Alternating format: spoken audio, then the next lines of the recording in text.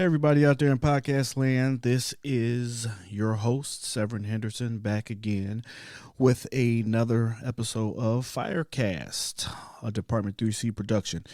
I almost called it the other name I had before, and it might have another name before the year is out, but who knows? I mean, we flying by the seat of our pants here, so we just going. This is just a newer segment that I'm trying to incorporate into the show. Just some few changes, trying to make the show better as always. So we're gonna do a little advice column. I got a couple of emails from some people, and I'm gonna answer these advice questions. So the question is: home improvements or laser and eye teeth straightening? I have some savings and would like to finally spend some of the money. Once used, it will likely take me a year or so to replenish the savings. I have two options that I'm really struggling to choose between if anyone has any advice. Number one, home improvements. I bought my house 1 year ago and found that it has rising damp. Okay. I will need to pay for a damp proofing before I properly decorate. I would also like to knock through the outhouse to create a downstairs bathroom. I hope they say where they're from at the end. Or number two, I've been wanting laser eye surgery for many, many years, and I can now afford it. I've had terrible eyes since being a child and battled with dry eyes from wearing contacts. I'd also like to straighten my teeth as they've gone back wonky since having braces as a child. Can you please offer some advice? So this is kind of a tough one. You got a couple of different directions to go. They're both improvement projects, so I applaud that. The fact that you're trying to improve yourself and improve your home at the same time. So what advice would I give this person? So what I'm thinking is, I really wish I kind of knew where they lived at. That I don't know why that would help. I just want to know where. But the thing about it is what I'm thinking, if you improve the house first, you can always get that money back out of the house with a kind of a refi possibly, or they said they wanted to knock through the outhouse and create a downstairs bathroom. That increases the property value of most homes, especially if you get it done right. So what I would do in this situation, there's a couple of ways I would go. One way, I would improve the home, wait a little while on the eye and the teeth straightening. Only reason I would wait that little while is because I would try and pull that money right back out and then use it for maybe personal things. You don't necessarily have to tell your finance company that's what you're using it for, but you can do that. Another way I would go, I would apply for credit to see if I could get the laser surgery under credit, not necessarily having to deplete my savings. While you're saving, you can still be paying on both those, the laser eye surgery and the getting your teeth straightened. I haven't had any issues with getting my teeth straightened, but I did get laser eye surgery, and my insurance didn't cover any single bit of it, but they did offer me credit to get the procedure done. So that was a direction I went. So that's what I would do. I think at the end, I would get the home improvements. Then I would try to use some of the money to get the cosmetic surgeries done. Another option you could take is shop for someone that can do the home improvements, not necessarily at a lower cost of what you may have been quoted, but somewhere that you could possibly help out and do your part to get some things done. Every once in a while, you have people who will take some of the price off if you help them out, like if getting a roof redone, if you strip the roof. I know it sounds crazy and hard labor, but hey, tough times call for tough and drastic measures. So you got to kind of think outside of the box here, what you would want to do if you want to get both of those done. But again, I commend and applaud the fact that this person wants to take care of their home, get their home together, and get their selves together. It's always a interesting thing, when you're trying to get cosmetic stuff done. Do I want to get it now? Do I want to get it later? Why I've been waiting so long? So many different questions you could ask yourself and so many directions you could go down. But if you just take the time to do probably the logical thing, that's the way I would go. Last but not least, you can make a pro or con list. That's how I tackle a lot of my issues and problems. I just make a list, and whichever side wins, that's which one we're going to go with. So that's the first in the questions. I hope somebody can get some value out of that. Okay, so we answered one question down. Let's get another question. This one we found from an app, and I just thought it was a good question. So I'll go through it and see how best we can answer it. We can tackle it. All right, start from the beginning. A lot of help. I never should have been learned anything about maintaining a social life. As a lot of teenagers, the pandemic took my years of development socially all away. And I never kept in contact with friends, so I never learned anything. So what I'm asking here is that people answer these questions if possible. When are you oversharing? How do you make a conversation interesting without oversharing? What are some basic boundaries? What are some basic conversation starters? When do you know you're hurting someone? How do you make friends? How do you become less of a people pleaser? How do you become less emotionally attached to someone? How do you properly talk to adults? What are some things you should never share? How do you grow mentally? When does someone overstep your boundaries?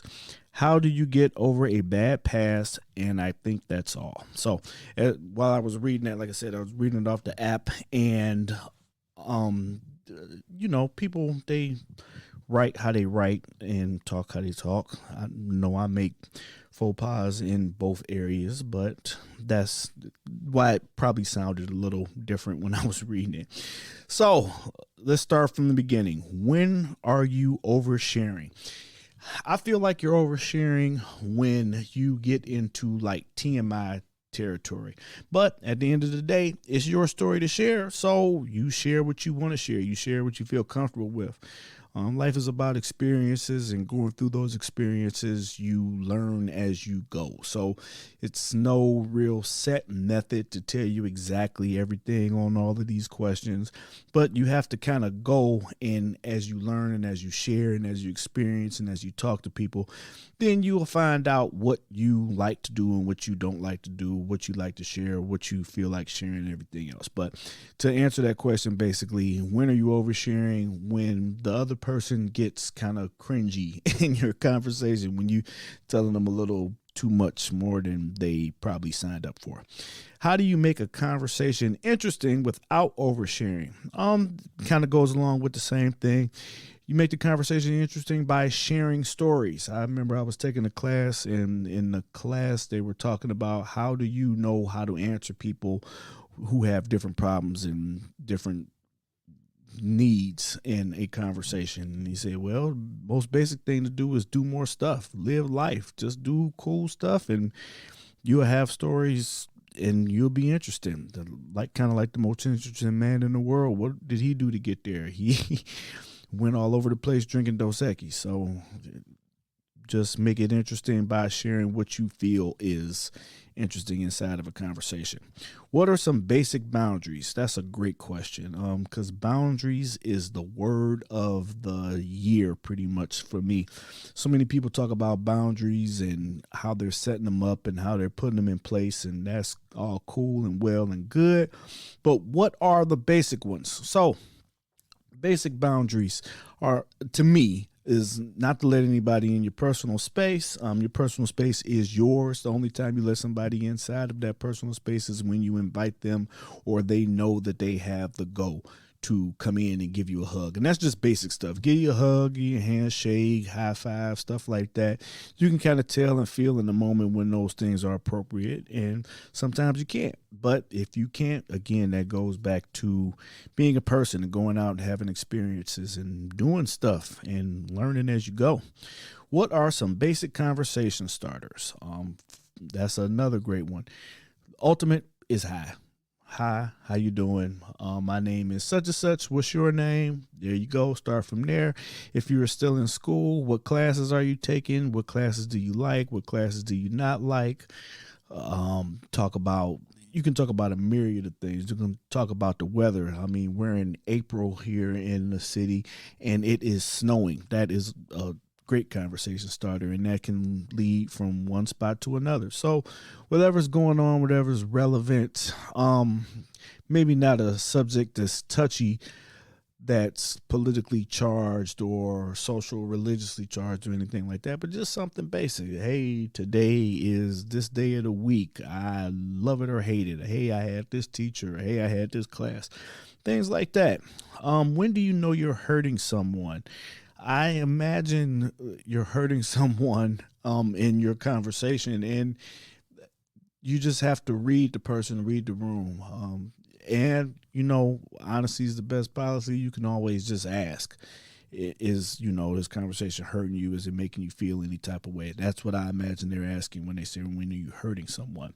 How do you make friends? This is a problem I never had as a young person, but again, I didn't have a whole pandemic to go through. So what I always used to do is just hang out and talk. Sometimes you would feel like this isn't the best right conversation. I don't know what I'm talking about. I don't know what I'm doing. But this is a time where faking it till you make it comes in. So you can just fake it till you make it. Make friends. Either y'all gonna be cool or you're not gonna be cool. It just kind of all depends on you and them. All people aren't going to be your friends on top of that, so don't look for everyone that you just happen to have a conversation with to be your friend. But how would I make friends? I would find people that had common interests, such as myself, had common ideas, beliefs, goals, and hang around people that you feel like you want to be like and they want to be like you, and y'all can have the good version of birds of a feather flocking together. How do you become less of a people pleaser? This is an easy one. No. Just sometimes when you're not feeling it and it's not helping or serving you, your family, or your friends, these new friends that you just have made, just say no. I can't do it. No, that's not gonna work for me. You can apologize on top of that, with that's kind of people pleasing as well, but you can just simply say no. I can't do that. I can't help you here. That's all you have to do as far as that goes. Now, with saying no, you don't want to say no to new experiences. Like if it's something that's gonna benefit you or help you, yeah, you might want to try and do something new, but you don't want to say no just for the sake of saying no. Where were we at? How do you become less emotionally attached to someone? I think the biggest thing to do is kind of limit all of what you're sharing or doing with a person. Um, it's kind of a difficult subject, not difficult subject. It's kind of a difficult question, because if you're going to have a friend that's really your friend and somebody you really like or somebody you really want to hang out with on any type of level, you're going to become emotionally attached to them.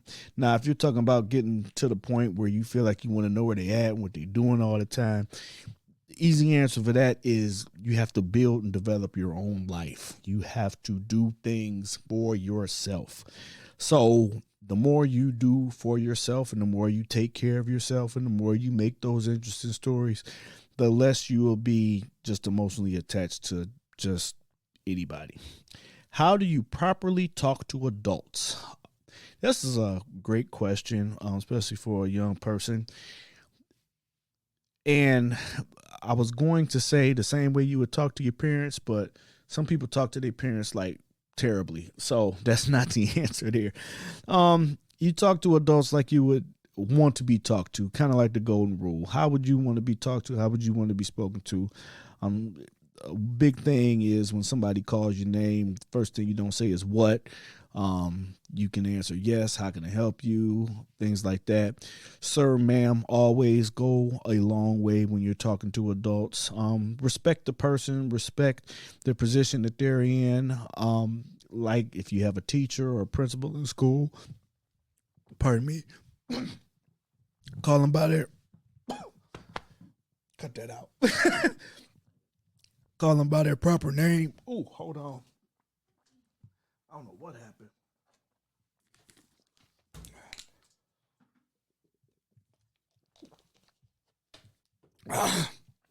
Thank you. What's that?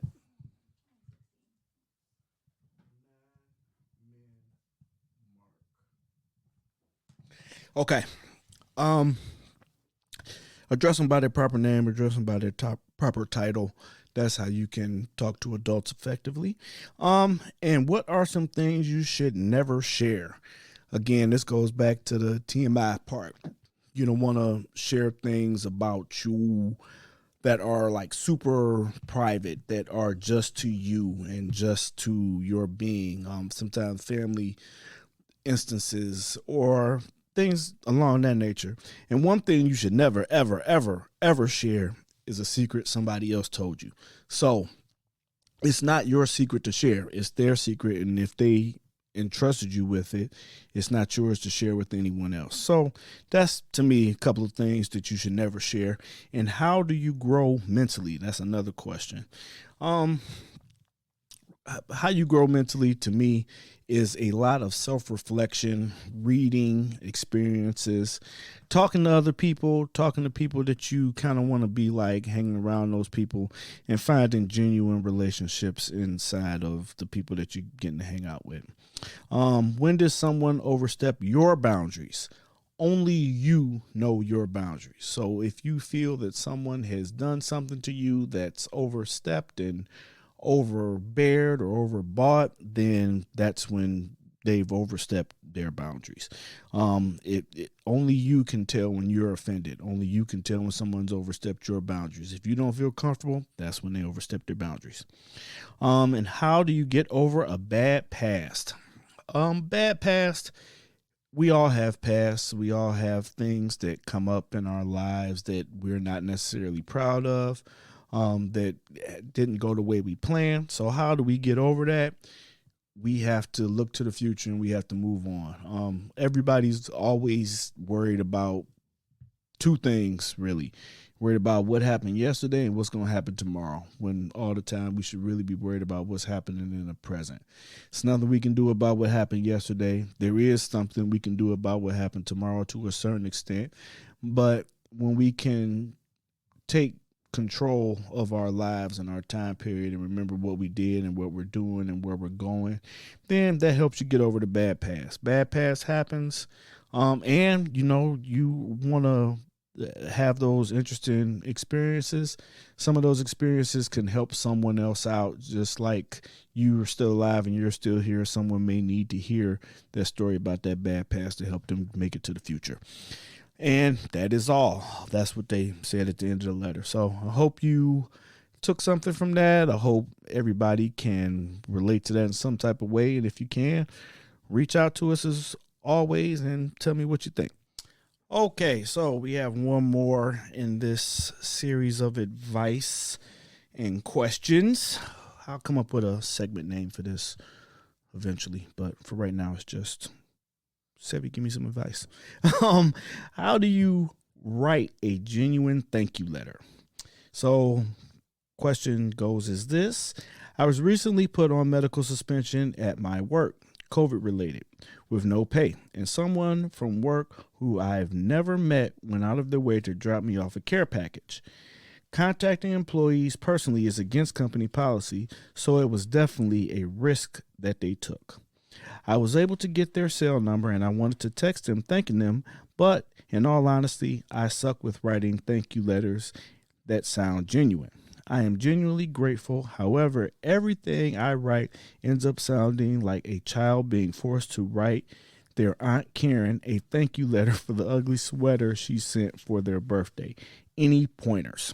Um, this one is easy peasy, breezy, beautiful cover girl. This is, this one is just, how do you write a genuine thank you letter? Be genuine. Be yourself. Say thank you. Say, hey, I know you took a risk, contacting me and sending me this package. I really, really appreciate it. Thank you so much for all your help, your hard work.